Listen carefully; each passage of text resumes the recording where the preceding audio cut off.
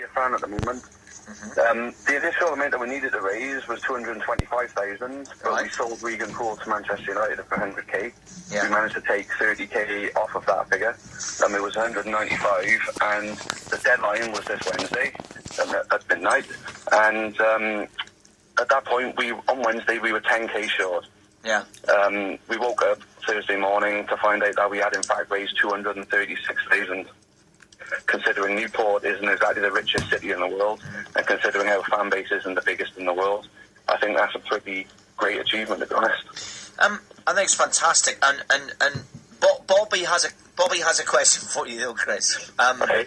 Because he likes this story, and you know, you always think, don't you, if the fans are in charge, you know, they'll take their time. Bit of stability. So Bobby came in this morning, and the first thing he said was Newport, and this is why. Chris, you can give us some clarification. When was the decision? Did you have it in mind that you were going to change managers? Before Tuesday night, I don't think we did, no. Tuesday night it's being described as possibly the worst performance we've ever seen with Newport County. And that's considering we've lost 5-0 at home to like Forest Green just a couple of years ago. We lost at home 4-0 to Bath City. Remind us what the game was. It's Crawley Town. And they were bottom as well, weren't they? 3-0. It took us 85 minutes to even get a shot at goal. Right. It was that appalling.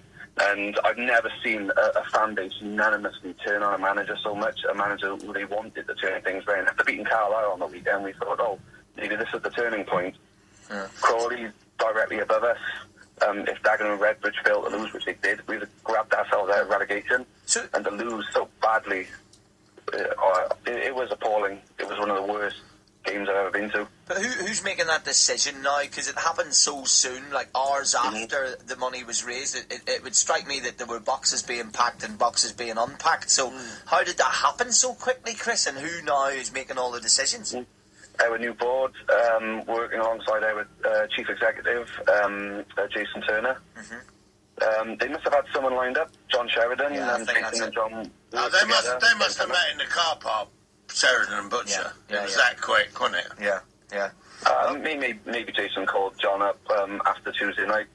I mean, literally a minute later. It was honestly that bad, and his tactical substitutions weren't great. To be honest, Perry was a lovely bloke. I got to speak to him a couple of times, and I really wanted it to work out for him, but you know, my team comes first. He did brilliant in Scotland. Well, to a certain extent. Well, in Inverness, we had quite a lot of Hibs fans going on our message board warning us that he'll drag us down. Okay.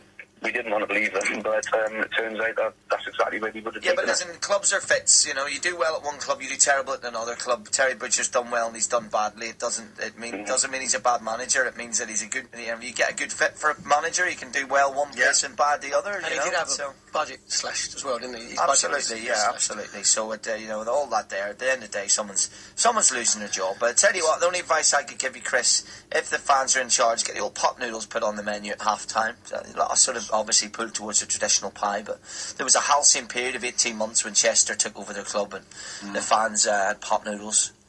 You get pot noodles at half time, and then of course some health and safety boffin got involved, boiling kettles and hot water and scum before we I have to agree. Were you supposed to think that? Yeah, vermin. And before we were before we knew it, we were back to eating just, you know, pies and soft pies, roll over hot dogs. Not even warm in the middle. Yeah, the curse of modern day football. How many are you expecting for Exeter? Chris? He's gone. Is Chris gone? Hello? How many are you expecting? Are you expecting a big bumper crowd? A new era? I hope so. We should expect a lot from Exeter because they usually bring a lot to our range. But I'm hoping that the people in Newport get behind it. I mean, it's their club now. Yeah. You know. Yeah. I mean, we represent the people of Newport. Obviously, we got a lot of Premier League support down here: Liverpool, Man United, Arsenal, Chelsea, and all that. But I'm hoping that they show a bit of love to us. You know, we are able to know their local team. Yeah. So come along and get beyond the new era. Like it.